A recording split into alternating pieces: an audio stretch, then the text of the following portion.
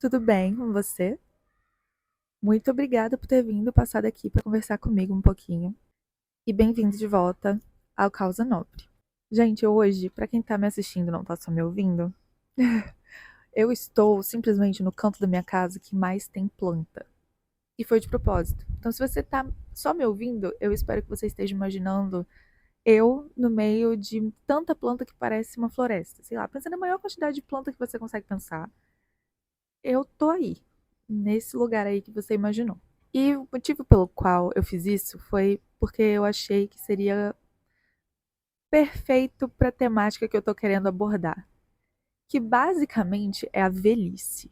A minha personalidade, a forma como eu vivo a vida, sempre foi muito comparada com a de uma senhora de idade. Eu sou uma pessoa que ama acordar cedo, junto com os passarinhos, e ama ir dormir cedo. Eu não sou uma pessoa muito de fazer atividades noturnas. Eu gosto de caminhar, eu gosto de marcar de tomar um chá ou um café. Eu sou mais do crochê e de atividades manuais e de bicho e de estar no meio da natureza e tudo mais.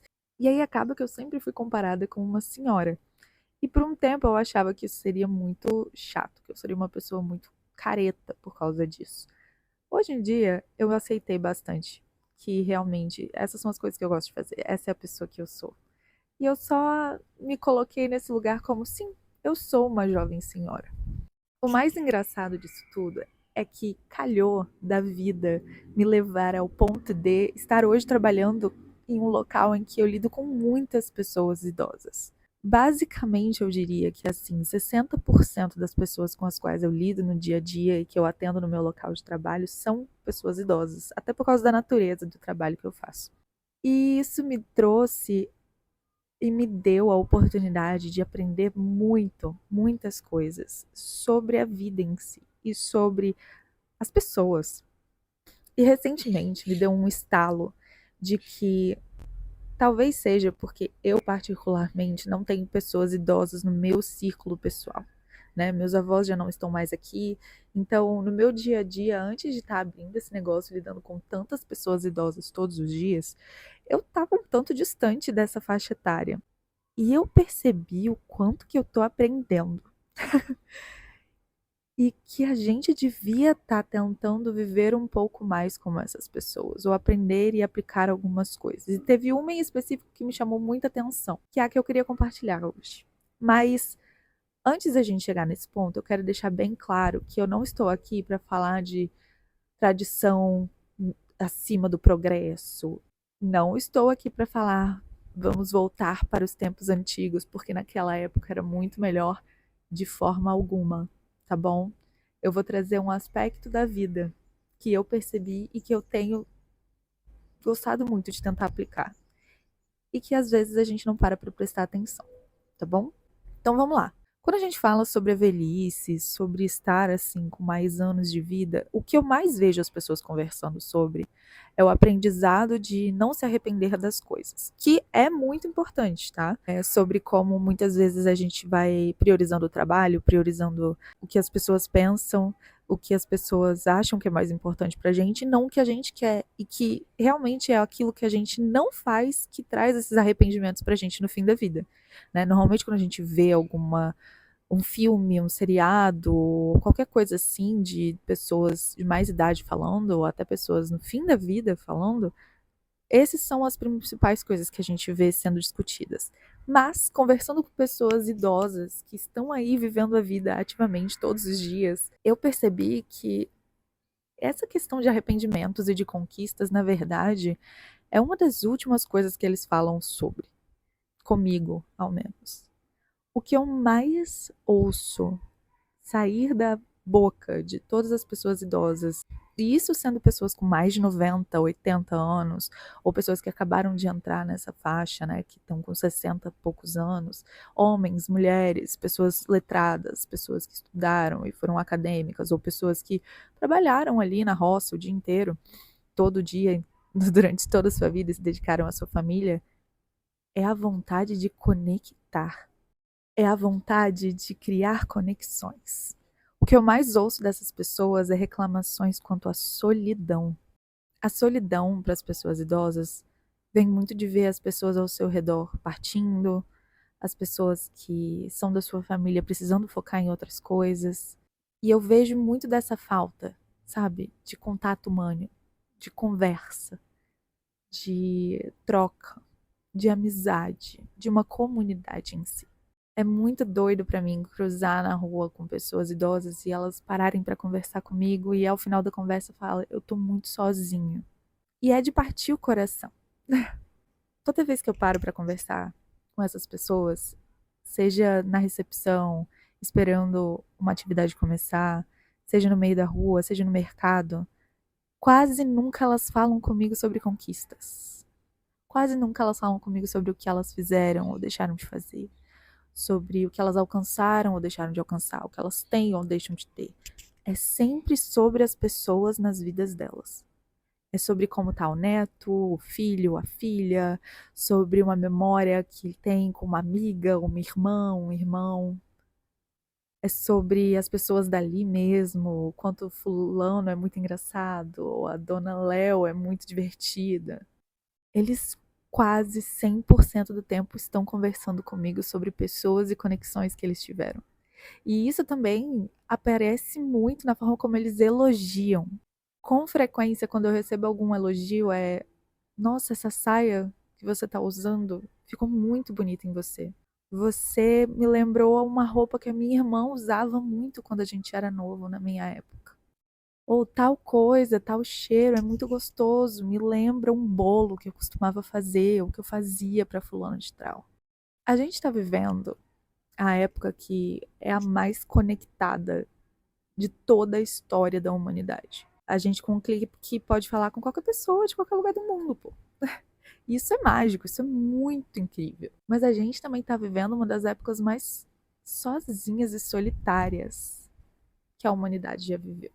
A gente foca tanto no que a gente tem, no que a gente quer ter, no que a gente alcançou, no que a gente quer alcançar, no que a gente é capaz de fazer, no que a gente não é capaz de fazer, e perde de vista aquilo que a gente tem de mais valioso, que são as pessoas ao nosso redor. Esses idosos, essas pessoas com mais idade, são pessoas que viveram em uma época de verdadeira comunidade. São pessoas que viveram em uma época de troca. Uma época em que, quando você se apresentava, você frisava as suas conexões. E não o que você faz. Não era necessariamente, eu sou o João, médico ou neurocirurgião. Era, eu sou o João, filho de Miguel, irmã de Maria, sabe? As pessoas viviam numa época em que vizinho ajudava vizinho, que conversava na rua, parava para dar bom dia, que sabia da vida um do outro e aí a gente tinha muito espaço para fofoca. Que é uma das formas de comunicação entre pessoas mais antigas do mundo, eu tô aqui para dizer, apesar de eu não ter nenhum dado. E também uma forma de trocar e de ter interesse nas vidas uns dos outros. Nessa época, as pessoas viam e eram influenciadas no seu dia a dia por pessoas de verdade ao seu redor, não por imagens numa tela que estão sendo alteradas todos os dias, sabe? Eu acho que a gente está perdendo muito da vida ao não ter essas conexões. Eu estava lendo um livro que se chama Service Berry. Ele infelizmente ainda não tem em português, mas eu vou deixar o link para ele aqui na descrição. E é um livro que fala muito sobre a ideia de comunidade, de troca e de viver uma vida baseada mais em aproveitar aquilo que a terra dá pra gente, do que ver tudo aquilo que a terra dá pra gente como matéria-prima. Enfim. E nesse livro se fala muito sobre o escambo, sobre, sobrou aqui, isso aqui na minha casa. Você quer? Poxa, sabe o que eu quero? Sobrou isso aqui na minha casa. Você quer? Vamos trocar então. Ou então, fulana, fiz um bolo. Você tá em casa? Vem aqui comer um bolinho comigo, bater um papo. Vamos conversar pessoalmente. Isso é algo que eu vi muito na casa dos meus tios, avós, que plantavam muita coisa e preparavam queijos e compotas e tudo mais. E aí a vizinha dava os ovos e eles davam o azeite. E assim, a comunidade vai prosperando. E eu quis dar esse exemplo porque, às vezes, quando a gente fala sobre realmente dar algo fisicamente material, fica mais claro para as nossas mentes da sociedade atual o valor de uma conexão. Tipo, poxa, quando eu falo com meu vizinho que planta mandioca, eu ganho mandioca dele. E aí eu posso fazer um bolo e levar um bolo para ele. E aí eu vou fazer o dia dele e eu vou ganhar meu dia também. Mandioca foi um exemplo meio extremo, mas vocês entenderam. Isso também existe quando a gente fala de conexão humana. O ser humano precisa socializar. Precisa de conexão. Precisa de conversa, de contato.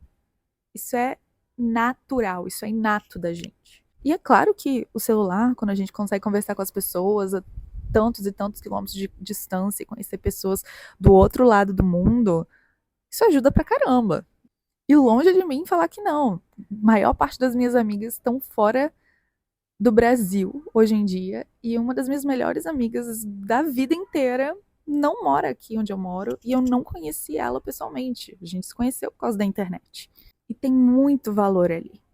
Muito. Extremo valor. Demais, assim. E ainda bem que a gente pode fazer isso. Ainda bem que a gente pode ver novas formas de vida e entender mais sobre o mundo. Mas quando a gente fica tão preso nas nossas conquistas e nas métricas e naquilo que é possível, naquilo que a gente já fez, não fez, e foca em se comparar com pessoas vivendo vidas completamente diferentes da nossa, a gente perde muito do que está ao nosso redor.